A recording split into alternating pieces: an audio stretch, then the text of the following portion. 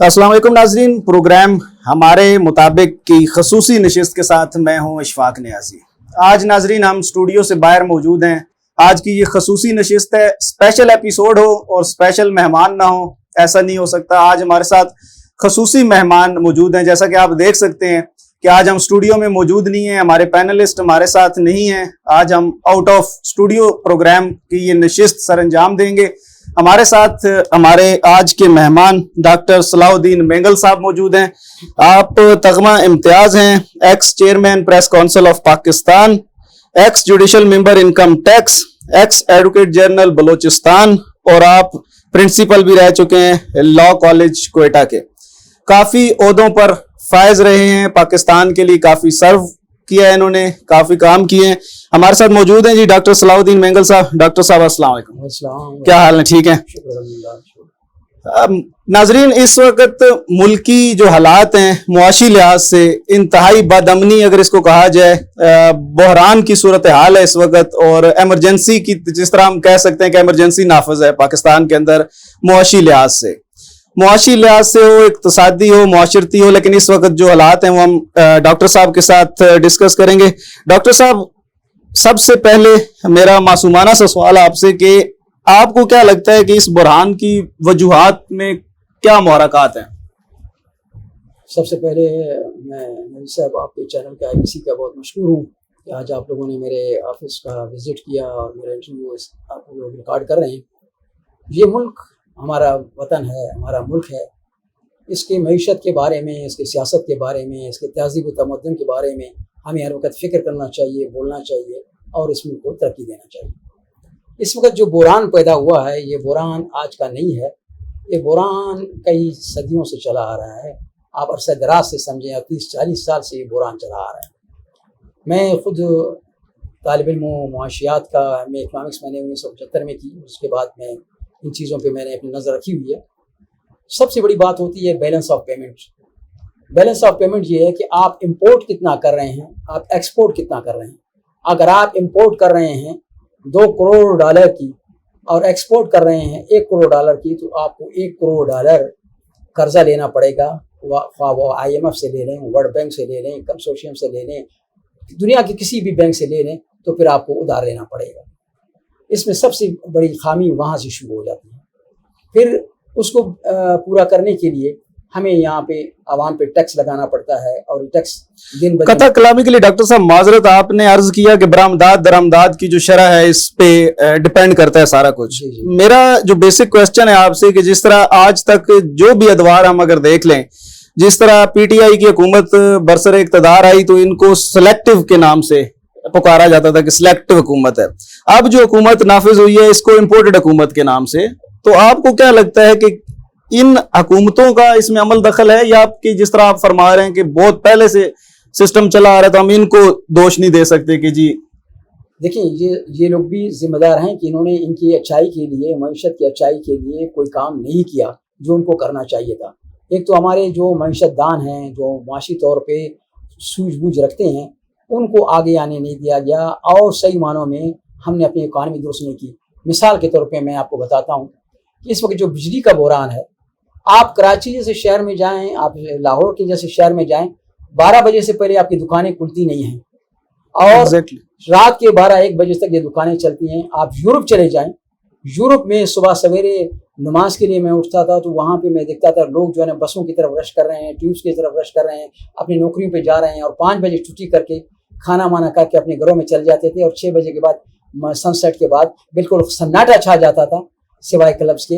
तो उसके बाद फिर जो है ना बिजली के अखराजात होते थे, ना उनकी परेशानी होती थी। सबसे बड़ा नुकसान तो हमने अपने आप को खुद, मतलब टाइमिंग का जो आंसर है इसमें हम लोग खुद मुसलमान होते हुए टाइम की पाबंदी नहीं करते हैं और दिन को दुकानों में इतनी हाई वोल्टेज की बिजली इस्तेमाल करते हैं जिनकी ज़रूरत भी नहीं होती, सिर्फ नमूद नुमाइश के लिए और फैंसी लाइट्स इस्तेमाल करते रहते हैं। तो इसको भी जब तक कंट्रोल नहीं किया जाएगा तो बिजली का बुरहान भी खत्म नहीं होगा, बिजली की कीमतें भी खत्म नहीं होंगी। अच्छा डॉक्टर साहब, आपका माजरत कथा कलामी के लिए आपका ताल्लुक बलूचिस्तान से है और बलूचिस्तान चूंकि एक पसमानदा सूबे की इसको याद किया जाता है इन अल्फाज में, हालांकि अगर देखा जाए तो रकबे के लिहाज से आधा पाकिस्तान है और मादनियात के लिहाज से, हर लिहाज से बलूचिस्तान बड़ा अहमियत का हामिल है।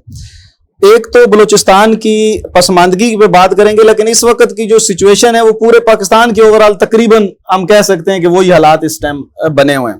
تو ناظرین کو میں یہاں پہ بتانا چاہوں گا کہ ڈاکٹر صلاح الدین مینگل صاحب بلوچستان کے پہلے لاء میں پی ایچ ڈی ہیں، آنر ہے ان کو، اور نہ ان کے بعد اور نہ ان سے پہلے اب تک کوئی پی ایچ ڈی لاء میں کسی نے بلوچستان سے کیا ہے. تو سر پسماندگی کا یہ عالم اور یہ پی ایچ ڈی، اس پہ تھوڑی سی روشنی ڈالیں گے. سر پسماندگی کا تعلق جو ہے نا ہر علاقے کو آپ دیکھیں اس کے اپنے ایک جغرافیائی ماحول ہوتا ہے. موجودہ بلوچستان قیام پاکستان سے پہلے دو حصوں میں تقسیم تھا. ایک حصہ تھا برٹش بلوچستان، دوسرا حصہ تھا ریاست قلات. ریاست قلات میں قوانین قلات کی حکومت تھی، اور برٹش بلوچستان میں کچھ علاقہ قوانین قلات سے انگریزوں نے 1870-72 میں جو ہے نا لیز پر لی بولان کا علاقہ ریوی لائن بچھانے کے لیے بشمول کوئٹہ اور کچھ گندامک ٹریٹی کے تحت افغانستان سے کچھ علاقہ لے کر وہ یہاں کوئٹے میں بیٹھ گئے، اور اس علاقے کا نام انہوں نے برٹش بلوچستان رکھ دیا. باقی علاقہ کوئٹے کے بعد پسنی، گوادر، تربت تک جو ساحلی علاقے ہیں، ان تمام مرکزی علاقے کو انہوں نے چھوڑ دیا رحم و کرم پہ قوانین قلات کے، اور وہ قوانین قلات اس کو چلاتے رہے. جہاں پر نہ بجلی تھی، نہ ریلوے لائن تھی، نہ سڑک تھی، نہ اسپتال قائم ہوئے. جبکہ برٹش بلوچستان میں یہ چیزیں جو بنیادی سہولتیں ہیں انگریزوں نے اپنے لوگ ملازمین کے لیے پہلے سے تیار کر دی، اور یہ لوگ بہت آگے چلے گئے. اور 1970 میں جب صوبے بنے، صوبہ بلوچستان جب بنا تو اس تمام علاقہ ایک ہی مرج کیا گیا ایک جگہ پہ. اس سے یہ ہو گیا کہ کچھ علاقہ پسماندہ رہے، بالکل پسماندہ ترین، اور کچھ علاقہ ترقی یافتہ رہے، جس سے ان کا جو ہے نا فرق تفاوت کو آج تک ختم نہیں کیا گیا.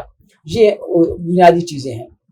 تو سر اس میں کیا آپ سمجھتے ہیں کہ بلوچستان کا جو سیاستدان ہے، جو نواب ہیں بلوچستان کے لیے، انہوں نے بلوچستان کے لیے کوئی کام نہیں کیا؟ کیونکہ اگر دیکھا جائے تو ہسٹری میں بڑے بڑے عہدوں پہ فائز رہے ہیں، تو ان کے ہوتے ہوئے کیا وہ بھی نہیں چاہتے تھے کہ بلوچستان ترقی کرے؟ دیکھیں، جہاں تک کہ بلوچستان میں آپ کو بتاؤں کہ قبائلی سسٹم ہے. کوئی شخص اس سے انکار نہیں کر سکتا کہ قبائلی سسٹم اور قبائلی پاکٹس اور قبائلی علاقہ ہونے کے ساتھ ساتھ ہر قبیلے کے جو تمندار ہیں، جو ان کے سردار ہیں، وہ اس علاقے میں اپنی حیثیت رکھتے ہیں، اپنا ایک مقام رکھتے ہیں. اگرچہ اب سرداری سسٹم میں بھی دراڑ پڑ گئی ہے، ایک ایک قبیلے میں دو تین سردار بھی پیدا ہو گئے ہیں، لیکن وہ قبیلے کے سردار جب آ جاتے ہیں وہ یہ کہتے ہیں کہ ہمارے تمام ہاتھ بندھے ہوئے ہیں، تمام اختیارات مرکز کے پاس ہیں.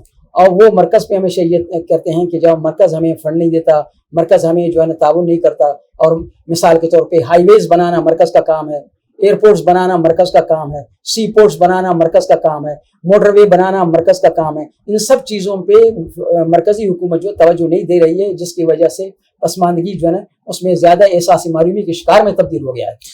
سر واپس آتے ہیں تھوڑا سا پاکستان کے لیول پہ، معاشی جو اس وقت بدامنی ہے.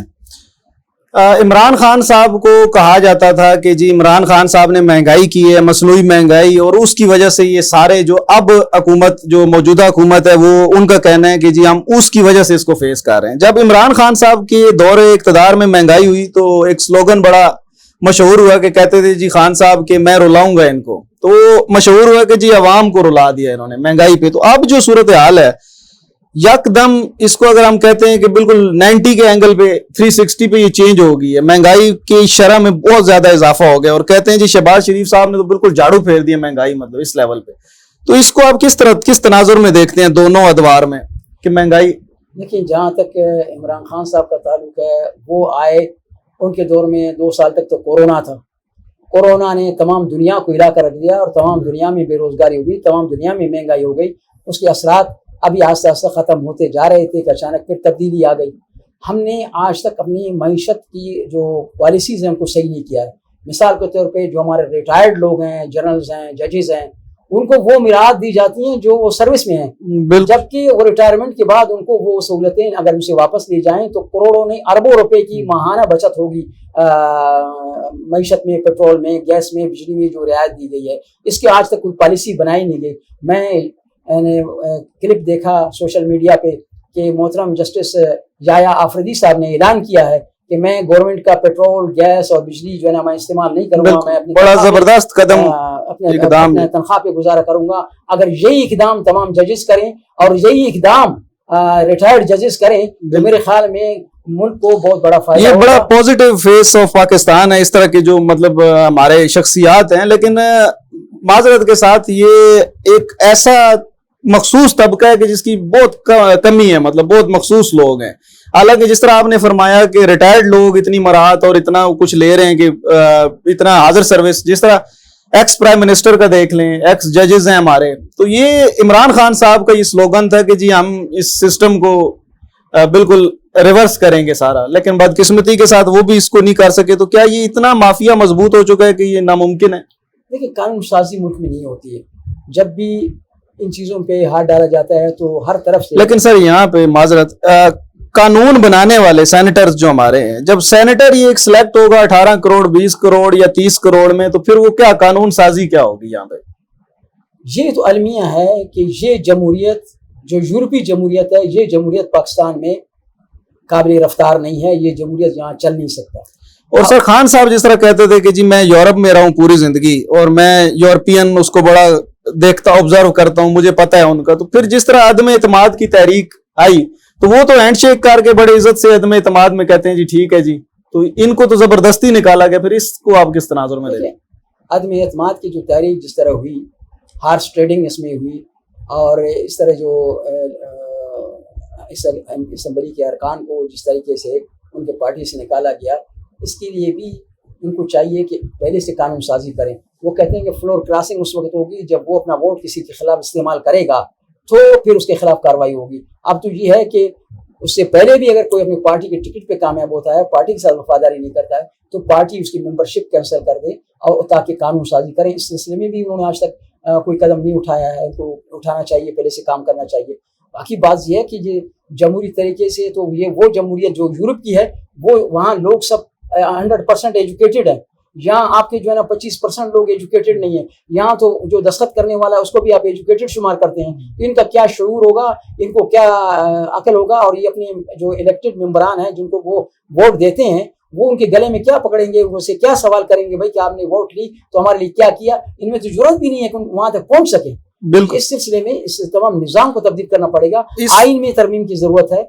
मुआशरे में की जो कवानीन है हमारे, इनमें तरमीम की जरूरत है। जब तक इन तमाम कवानीन को असर नौ हमने नहीं देखा है, खंगाला नहीं है, इनमें बेहतरी नहीं लाई है, उस वक्त तक हम कुछ नहीं। आइन के अंदर तरमीम भी ये तब करते हैं जब इनको कोई शेख अपने मतलब की निकालनी हो। इनको अपनी सियासतदानों को जब कोई जरूरत होती है तो उसमें तरमीम करके उसके ABC आगे ये कर देते हैं उसको। चले बहरहाल ये एक अलग डिबेट है।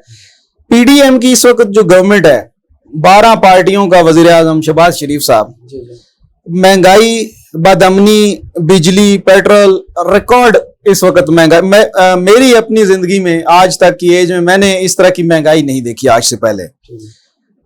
क्या इस वक्त इमरान खान को गिरफ्तार करना एक ट्रैक से हटने के मुतरादिफ है? मतलब इस वक्त उनका मुआशी लिहाज से उनका फोकस होना चाहिए, या फिर इमरान खान? अब जिस तरह गिरफ्तारी की बात हो रही है, तो क्या इस मौके पे इमरान खान की गिरफ्तारी?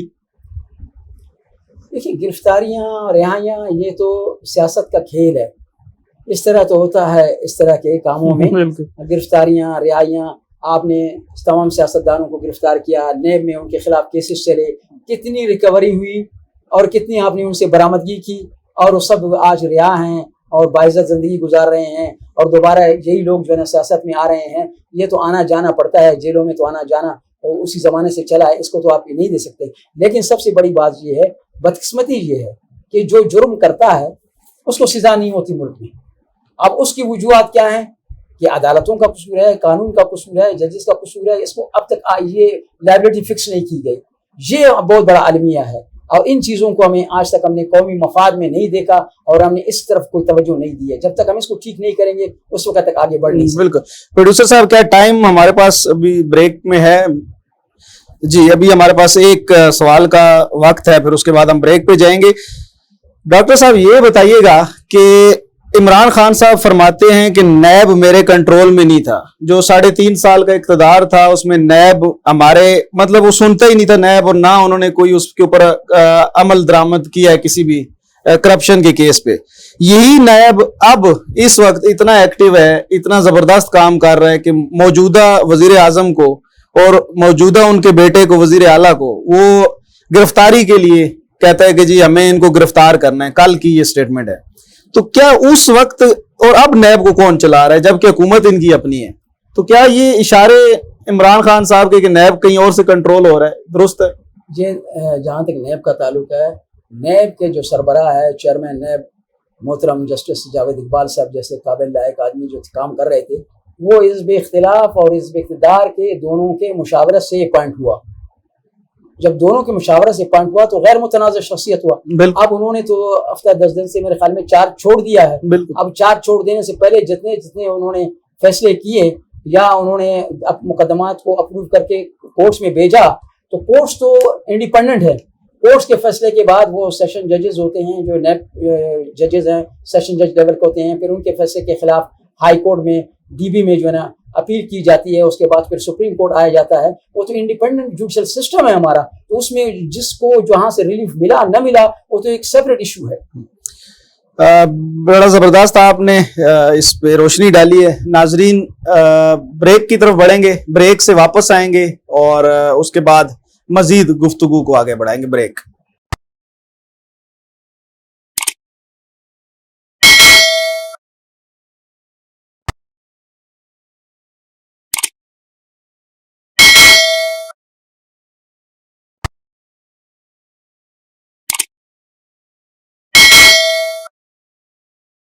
जी, ब्रेक के बाद खुशामदीद। डॉक्टर साहब, आपकी तरफ वापस आऊँगा।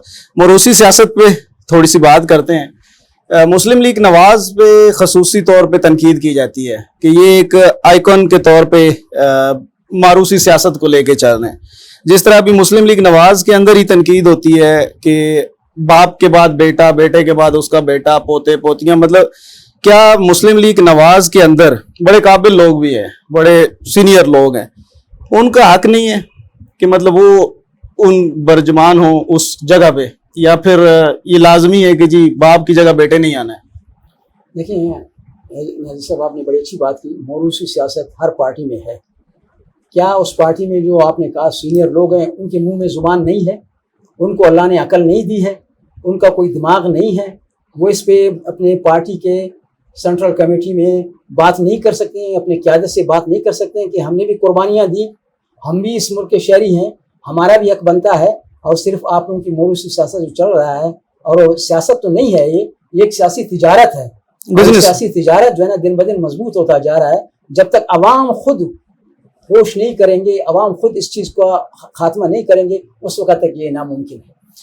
तो इमरान खान साहब जिस तरह कहते हैं मारूसी सियासत की आवाज़ इन्होंने बुलंद की पहली मरतबा। अब इमरान खान साहब के साहबजादे यहाँ पे हैं नहीं, बेटे उनके, कि उनके बाद वो आए।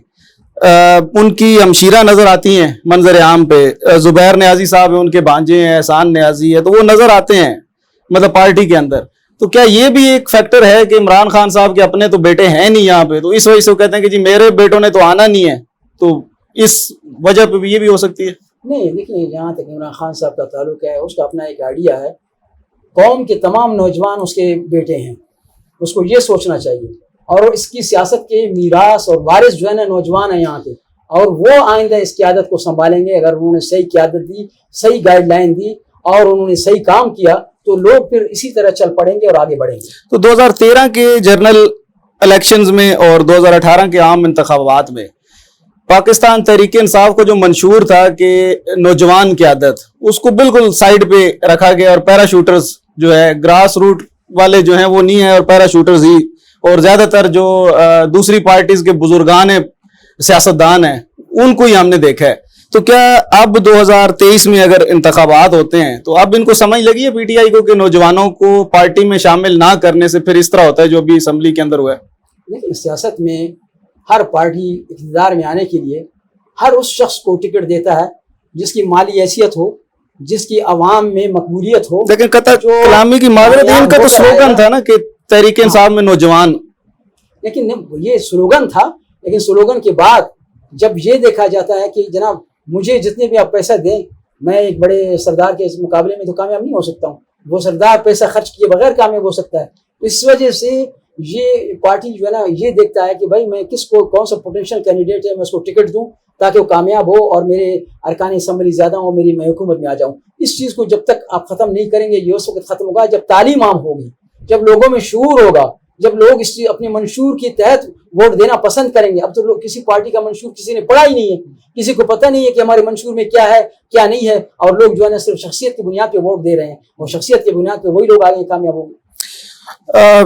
اس پہ بھی بڑی لمبی ڈیبیٹ ہے منشور پہ اگر بات کریں, کیونکہ آج تک جس پارٹی نے بھی الیکشن سے پہلے منشور دیا اس پہ عمل ہوتا ہم نے نہیں دیکھا. پاکستان بننے سے لے کے اب تک دیکھ لیں کسی بھی منشور پہ عمل نہیں ہوا. اگر ریسنٹلی ہم پاکستان تحریک انصاف کی بات کر لیں تو جتنے ان کے وعدے نعرے تھے وہ بھی تقریباً 80% پایا تکمیل کو نہیں پہنچے. تو یہ چلیں ایک الگ ڈیبیٹ ہے. کشمیر کی بات کرتے ہیں تھوڑی سی. کشمیر پہ بھارت کے ساتھ جو ایشو ہے اس پہ کشمیر کو نظر انداز کر کے اس پہ بات ہو سکتی ہے. دیکھیے جہاں تک کشمیر کا مسئلہ ہے بھائی, کشمیر کا مسئلہ اقوام متحدہ حل نہیں کر سکا, اس کی قرارداد ان کے پر عمل درآمد نہیں ہو سکا. اب یہاں سے انگریز جاتے جاتے انہوں نے ان دونوں ممالک کے درمیان ایک ایسی مسئلہ کھڑا کر دیا ہے کہ یہ لوگ اسی پہ لڑتے مرتے کٹتے رہیں اور ان سے ہتھیار لے کر ایسی ملک کو اور دونوں ممالک کو غریب سے غریب تر کرتے جائیں. یہ ان کی ایک پالیسی تھی جو آج تک چل رہا ہے, جس کو مل بیٹھ کر بات چیت کے ذریعے حل کیا جا سکتا ہے, جبکہ دونوں ممالک ایک دوسرے کے ساتھ بات چیت. دونوں ممالک آپ کو لگتا ہے کہ اس پہ سیاست کر رہے ہیں, کشمیر پہ سیریس نہیں ہے دونوں طرف سے؟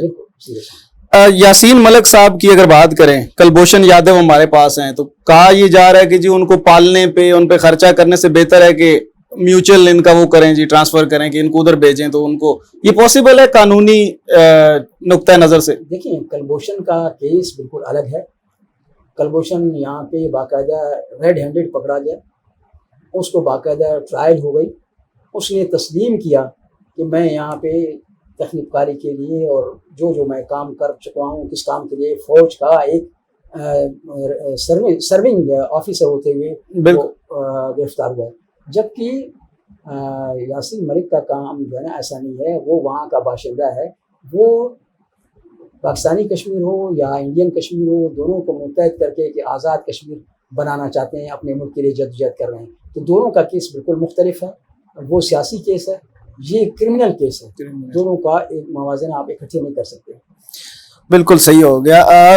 نبی کریم صلی اللہ علیہ وسلم کی ناموس پہ جس ملک میں جس بندے کا دل چاہتا ہے نعوذ باللہ اس شان میں گستاخی کر دیتا ہے.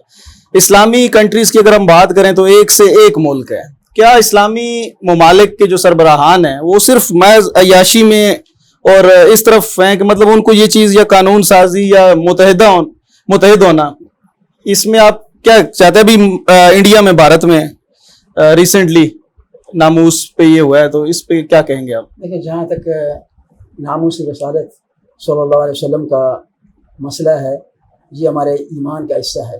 بالکل. اور اس پر علامہ اقبال نے کہا کہ محمد کی محبت دین یک کی شرط اول ہے, اسی میں ہو اگر خامی تو سب کچھ نامکمل ہے. بالکل. جہاں تک ہمارے عرب ممالک کا تعلق ہے, جہاں تک ہمارے دوسرے اسلامی ممالک کا تعلق ہے, اسلامی ممالک کو پہلی مرتبہ 1973 میں ذوالفقار علی بھٹو نے OIC بنوایا, آرگنائزیشن آف اسلامک کنٹریز, اور سب کو جمع کیا اور اس نے کہا بھائی کہ oil can be used as a weapon against the western countries.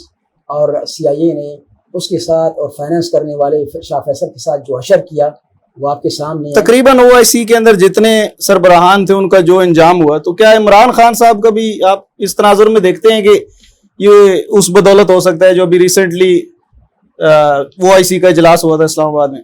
دیکھیں OIC کا ابھی وزراء خارجہ کا اجلاس ہوا, سربراہان کا نہیں ہوا. جی جی. یہ تو تھوڑے لمیٹڈ پیمانے پر تھا.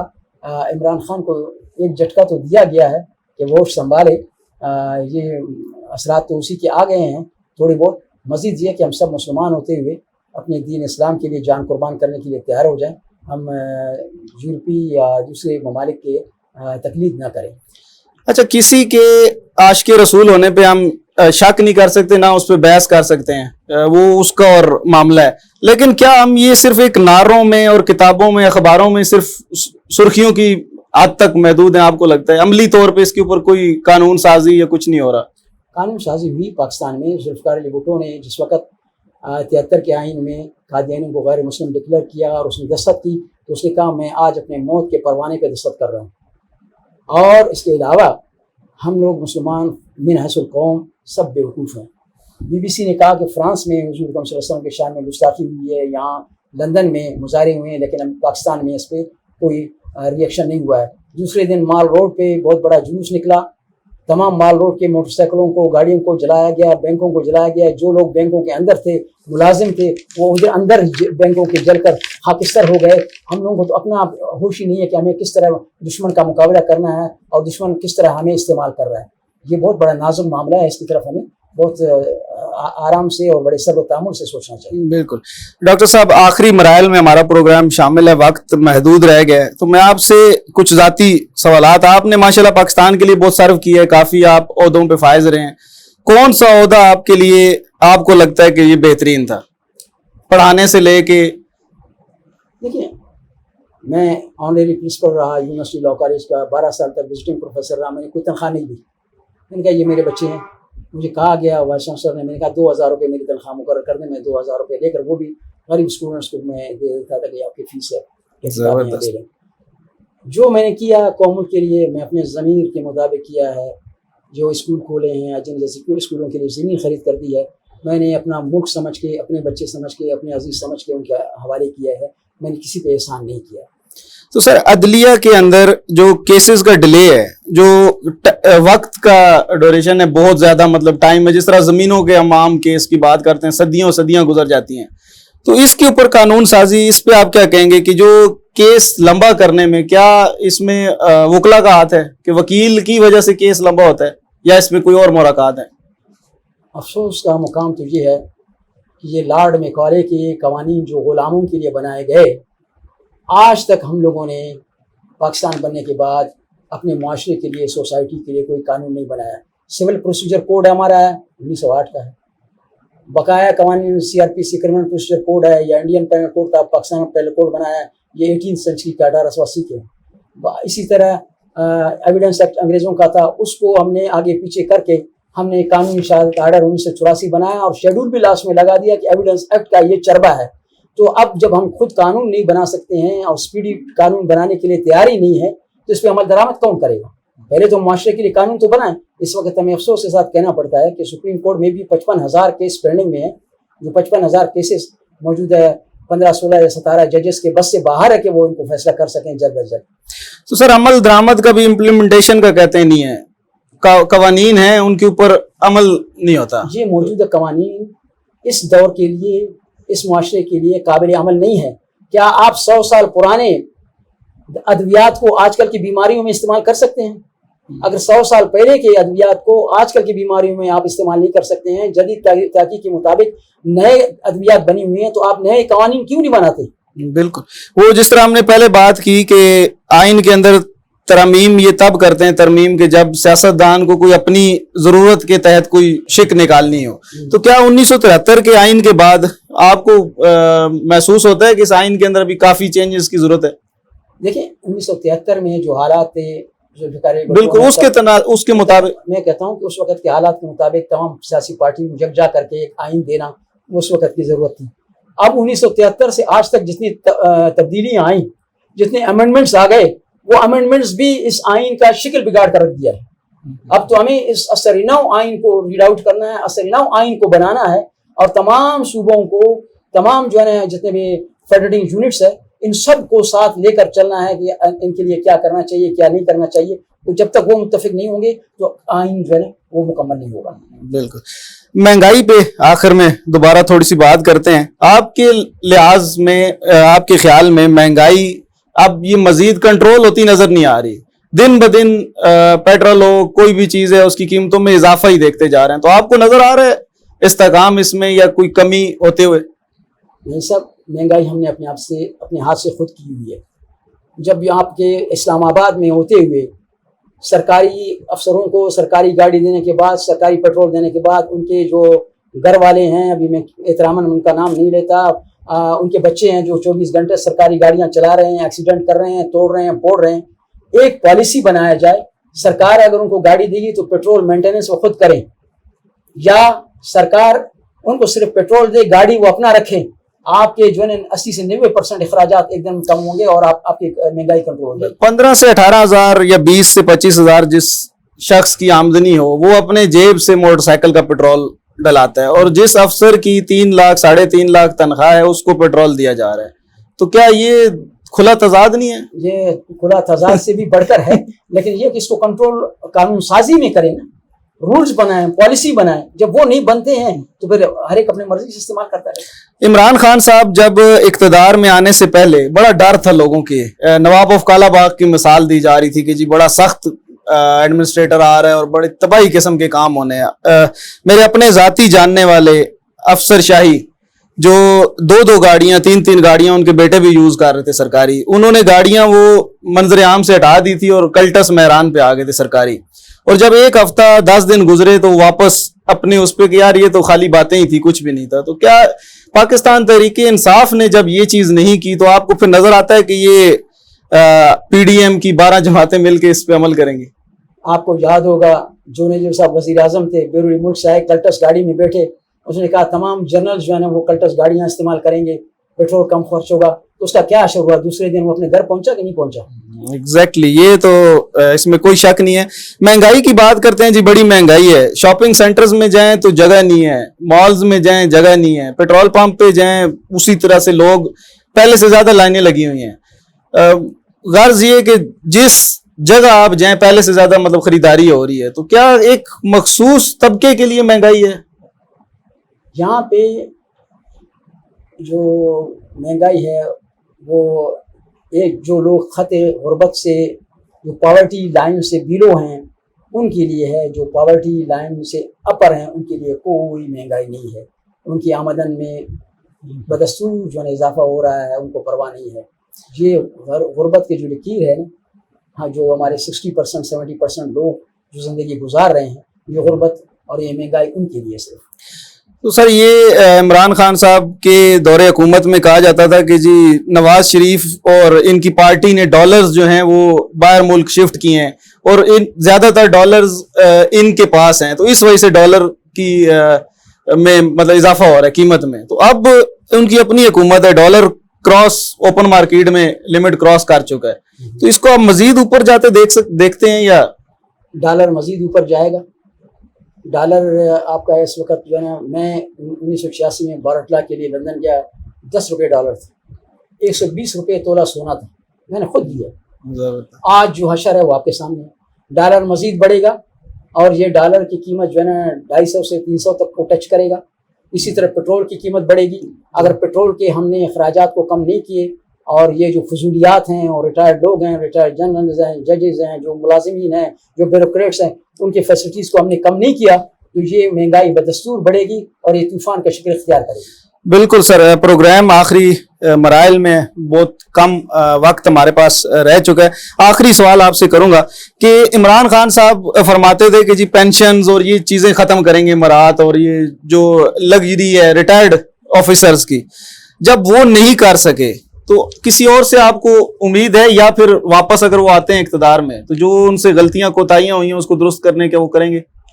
देखिए, ज़िंदगी में मेरी इमरान खान से कभी मुलाकात नहीं हुई, बाकी लीडरों से मेरी मुलाकात हुई है। इमरान खान साहब के साथ बदकिस्मती से वो जब इक़्तिदार में आए उनके साथ टीम अच्छी नहीं थी। बिल्कुल, वो उनके साथ एक्सपर्ट्स अच्छे नहीं थे। फिर उनमें ये बात थी कि वो किसी की बात सुनते नहीं थे।